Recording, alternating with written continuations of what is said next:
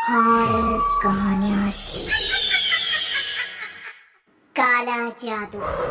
अपने बेटे ऋषु के माथे से टपकते हुए पसीने को देखकर सविता की हालत खराब हो गई। ऐसा आज पहली बार नहीं हुआ जब ऋषु नींद से घबरा कर जागा है। हाय मेरा बच्चा, न जाने किसकी नजर लग गई है तुझे। जब से मेरे बच्चे ने 10वीं के एग्जाम में स्कूल टॉप किया है, तब से रोज बुरे बुरे सपने आने लगे हैं। हाँ माँ, मैंने आज फिर से एक काले साए को देखा। वो यहीं मेरी आंखों के सामने खड़ा था।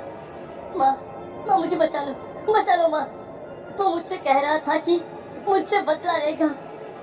माँ कहीं ये प्रशांत। चुप कर, कैसी बात कर रहा है? दोबारा उसका नाम मत लेना। तुझे पता है ना, उस प्रशांत ने आत्महत्या कर ली, तो बार बार उसका नाम मत लिया कर।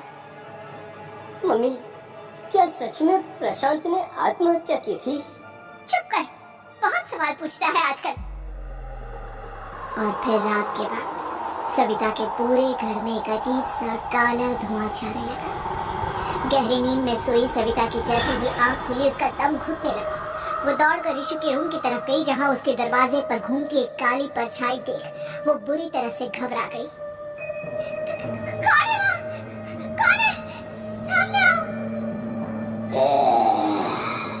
ये तुम्हारी काली करतूत।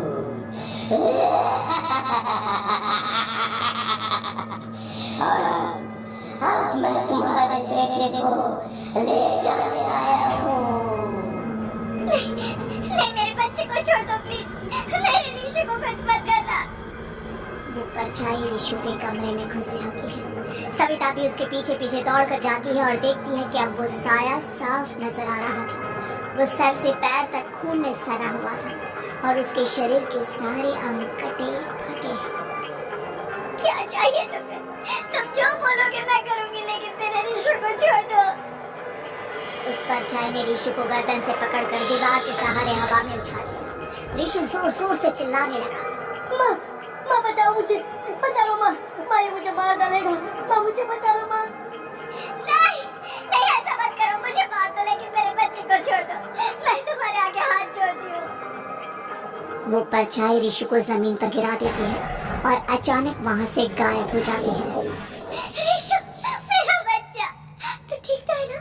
कुछ बोल बेटा, क्या हुआ है तुझे? मैं ठीक हूँ माँ। क्या हुआ था यहाँ पर? कुछ नहीं बेटा, कुछ नहीं। तू परेशान मत हो। हम कल ही गांव के बाहर जो तांत्रिक महाराज रहते हैं, उनके पास चलेंगे। ठीक है माँ, हम जल्द ही उनके पास चलेंगे। मुझे बहुत डर लग रहा है माँ। ये बार बार मुझे डरावने सपने आना, ये सब हमारे साथ क्यों हो रहा है माँ? अगले दिन सविता अपने बेटे ऋषु को लेकर गांव के बाहर तांत्रिक के पास जाती है। जिस जगह पर तांत्रिक रहा करता था, वो जगह बहुत डरावनी थी।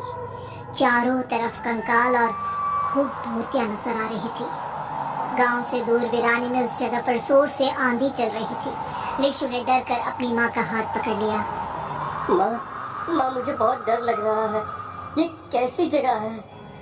देख बेटा, हमारे साथ जो कुछ भी हो रहा है, उसका इलाज सिर्फ और सिर्फ ये तांत्रिक महाराज ही बता सकते हैं। अब यही है जो हमें प्रॉब्लम से बाहर निकाल सकते हैं। जैसे ही सविता और ऋषु तांत्रिक की झोपड़ी के अंदर पहुंचे, वहां का नजारा देखकर उनकी आंखें फटी की फटी रह गई। तांत्रिक की झोपड़ी के अंदर कई सारे लोग अपनी गर्दन घुमा घुमा कर जोर जोर से चीख रहे थे।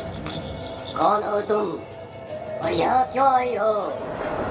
महाराज, मेरे बेटे को कुछ दिनों से एक डरावनी काली परछाई नजर आती है और कल रात उसने मेरे बेटे पर हमला भी कर दिया।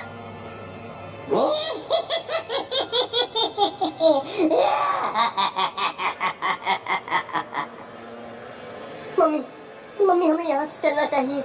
ये जगह मुझे ठीक नहीं लगती। नहीं बेटा, ऐसा नहीं कहते। रुक जाओ, 2 मिनट के लिए रुक जाओ। क्या कहा?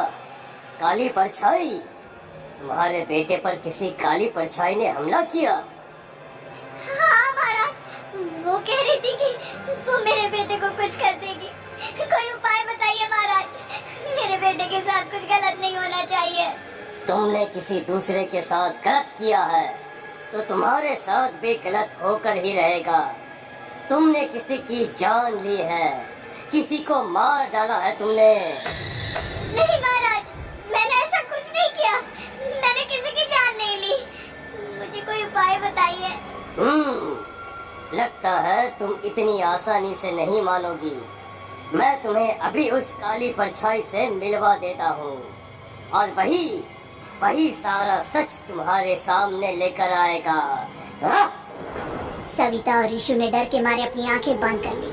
तभी अचानक तांत्रिक की झोपड़ी में अजीबोगरीब आवाजें गूंजने लगी। सविता और ऋषु बुरी तरह से कांप रहे थे। आंखें खोलो और अपने सामने देखो।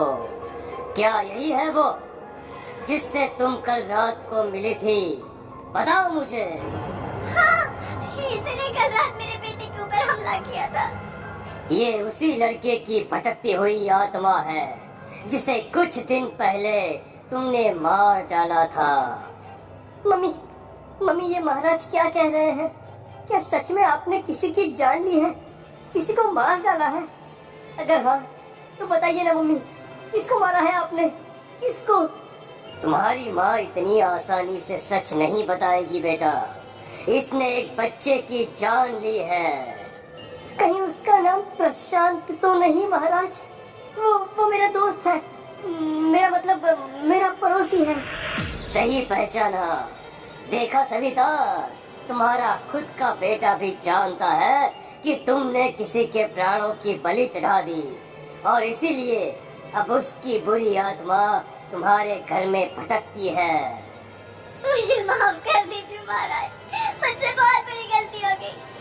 प्रशांत हमारे पड़ोसी का बेटा था। हर बार उसके नंबर मेरे बेटे से ज्यादा आते थे और इसलिए मैंने उसके कमरे के बाहर काला जादू किया था, पर मुझे नहीं पता था कि वो मर जाएगा। तुम्हारे उसी काले जादू वाली गुड़िया के अंदर एक बुरी आत्मा थी जिसने उस बच्चे के दिमाग पर बुरा असर कर दिया और उसी की वजह से उस लड़के ने अपनी बालकनी से कूदकर आत्महत्या कर ली। इसकी वजह सिर्फ और सिर्फ तुम हो, तुम। नहीं महाराज, जो कुछ भी हुआ मुझे नहीं पता था कि प्रशांत अपनी जान दे देगा।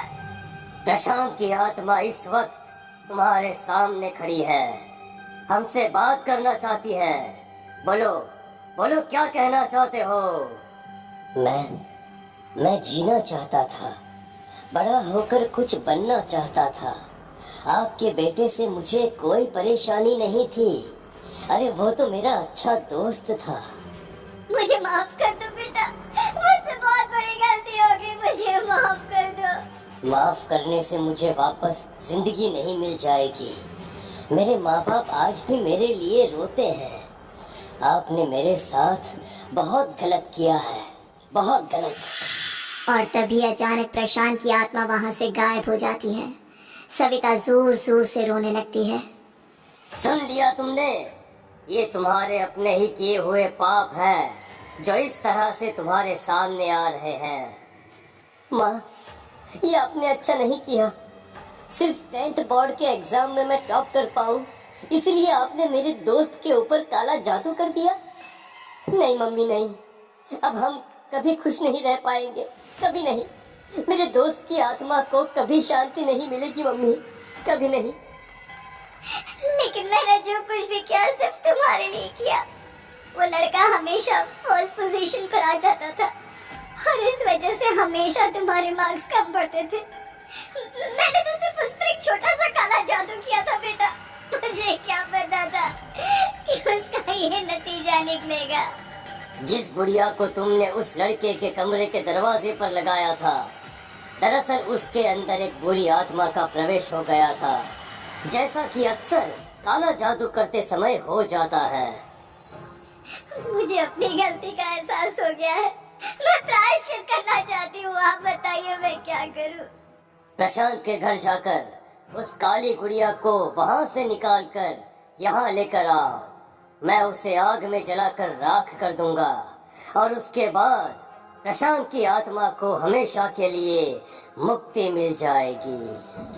अगली रात सविता चुपचाप अपने पड़ोसी प्रशांत के घर जाती है। प्रशांत के माँ बाप प्रशांत की मौत के बाद उस घर को छोड़कर हमेशा के लिए वहां से चले गए थे।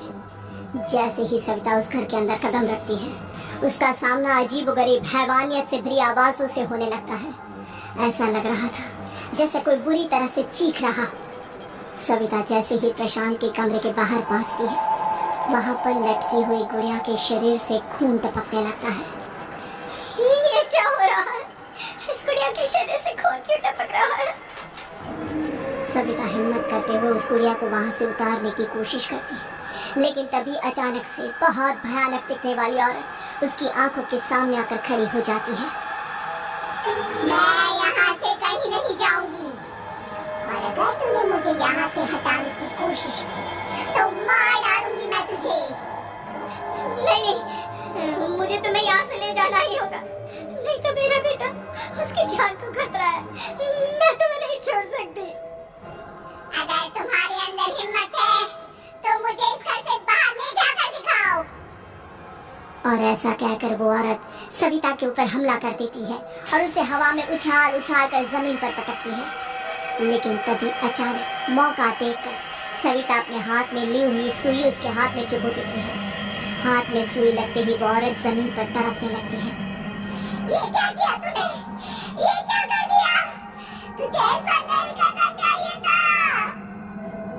तांत्रिक ने मुझे कहा था कि तुझसे जीतने का सिर्फ यही एक तरीका है जिससे मैं अपने पापों का प्रायश्चित कर सकती हूँ और अपने बेटे की जान बचा सकती हूँ। और उसके बाद वो डरावनी दिखने वाली औरत एक छोटी सी जादुई गुड़िया में तब्दील हो गई और सविता ने उसे ले जाकर तांत्रिक को दे दिया। तांत्रिक ने जादुई गुड़िया को